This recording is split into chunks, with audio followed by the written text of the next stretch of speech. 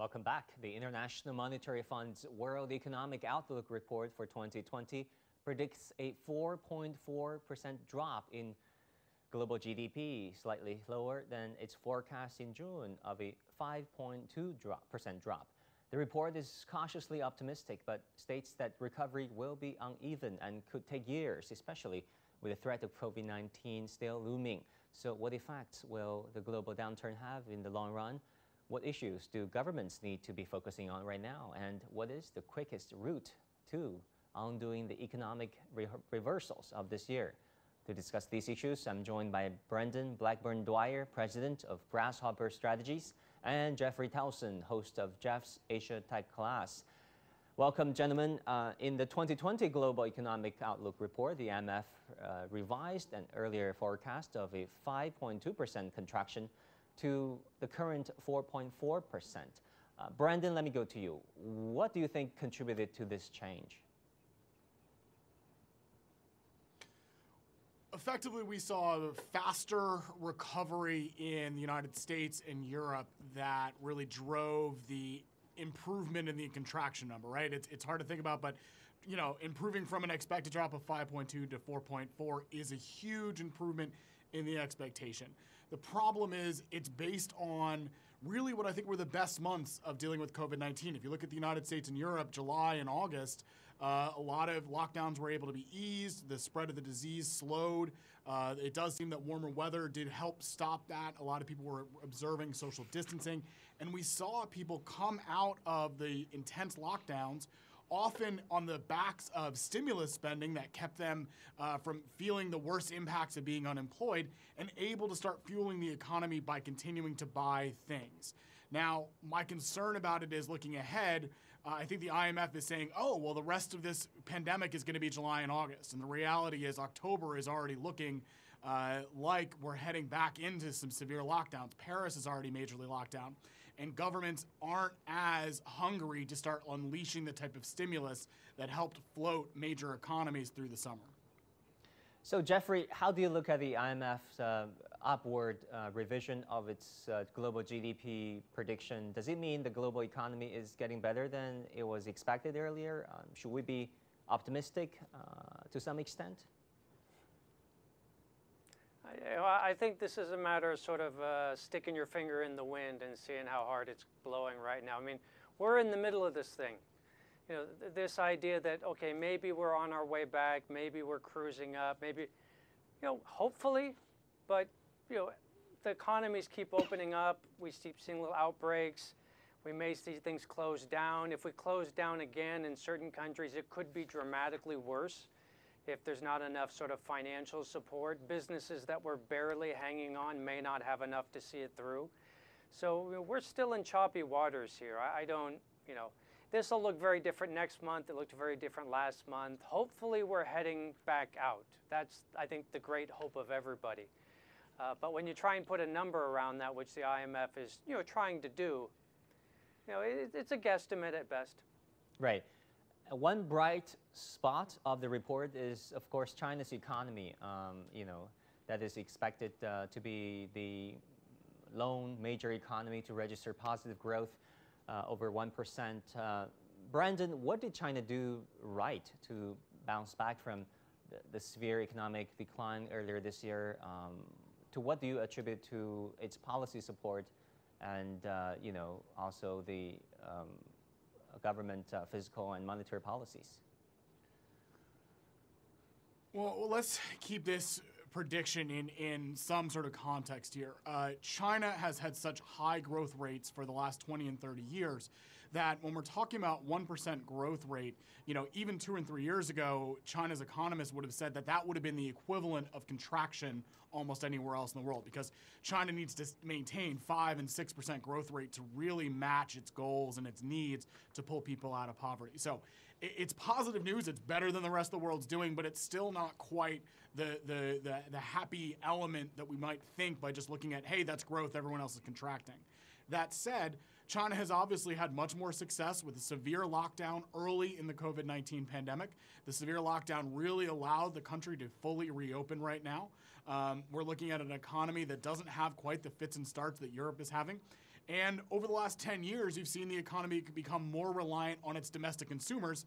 So even though international trade is still a little bit down, even though imports and exports are still a little bit down, that's only 17.8% of the economy, whereas, 10 years ago, it was 30% of the economy. So you're seeing domestic consumers buoying the progress of the Chinese economy. Right, let's talk about COVID-19 and its impact and also the second wave, unfortunately. Jeffrey, the IMF believes that the global economy is gradually beginning to recover, but it's still prone to setbacks, notably because of COVID-19 and the second wave. A number of economies that reopened in May and June have already witnessed a resurgence of cases. 10 months in, this cycle of reopening and reinfection has not been broken in many parts of the world. What do you think will be the solutions? Where is the balance between reopening the economy and curing those infected people? Yeah, I mean, there's sort of good news and bad news in this. I think the bad news is there's an assumption that this is going to go away. And that may not be true. I mean, we all get the flu every year just seasonally. Viruses have a way of just sort of reappearing. Even if you solve one, another one comes along. So, this may get better. It may go back to the way things were. We may be living with this in various degrees just regularly for a long time. That's not awesome news. The good news, I think, is there's not anything fundamentally wrong with the economy. I mean, this wasn't a housing bubble. It wasn't a financial crisis. The economy itself is quite good.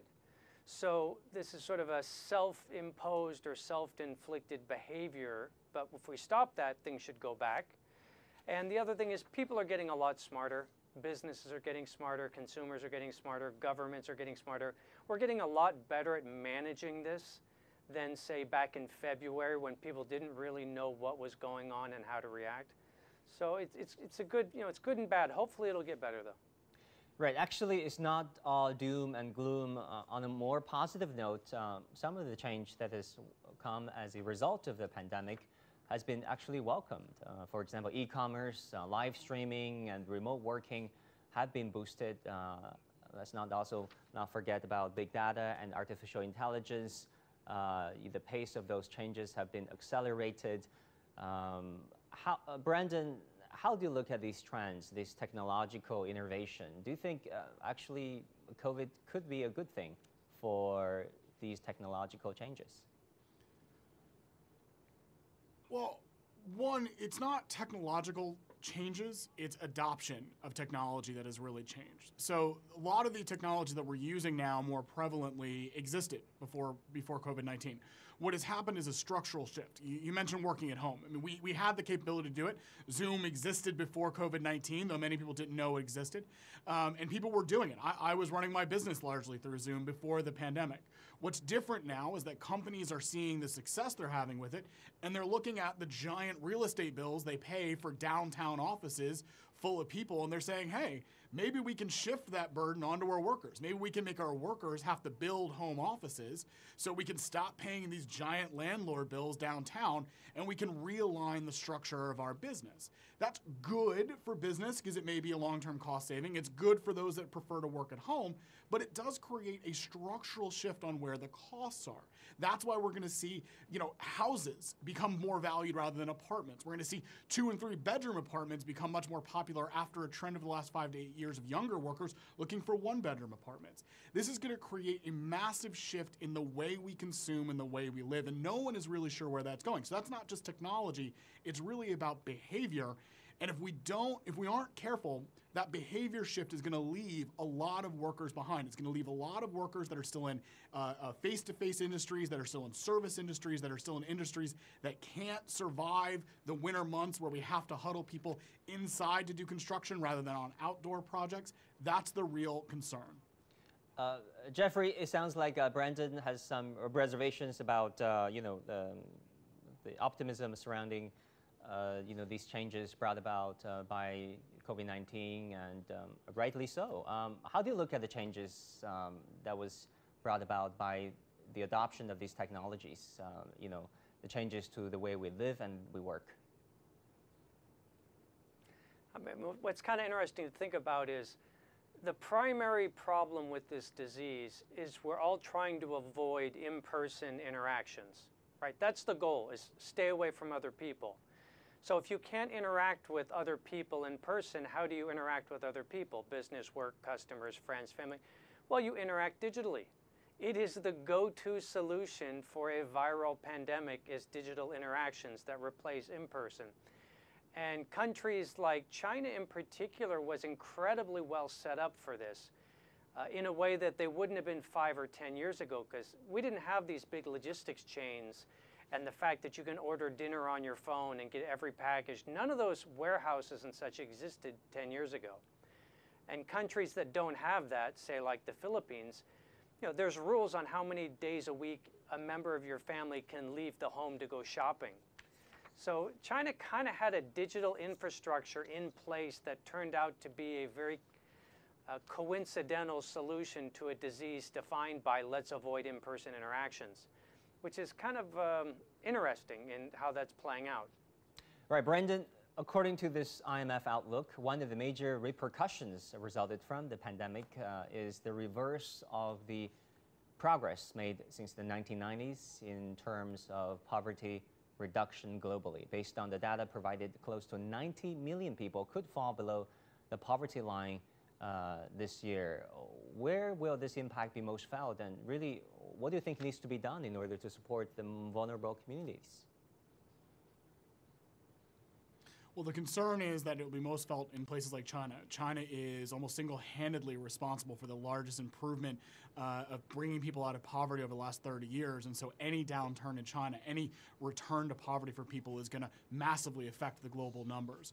We are fortunate at the moment that we have not seen Africa as devastated by the virus, but we are looking at Latin America, where poverty is still rampant in many countries, being a real victim to continuing rising cases. That's going to be a huge issue. And even here in the United States, we have a study that came out today that predicted that 8 million more people in the United States are in poverty than they were in May. 4 million of those people are an additional to the poverty line pre-pandemic. That's a real concern. That's over 1% of the U.S. population. That's something we need to look at as a world. Right, we need to make sure that those people who are brought out of poverty stay out of poverty. Many thanks to Brendan BLACKBURN-DWYER, President of Grasshopper Strategies, and Jeffrey TOWSON, host of Jeff's Asia Tech Class. Thank you both. With that, we come to the end of this edition of The Point. As always, follow us on Facebook and Twitter using the handle Liuxing in Beijing. Download the CGTN app to watch our show, or go to YouTube and look for CGTN The Point. Thank you for watching.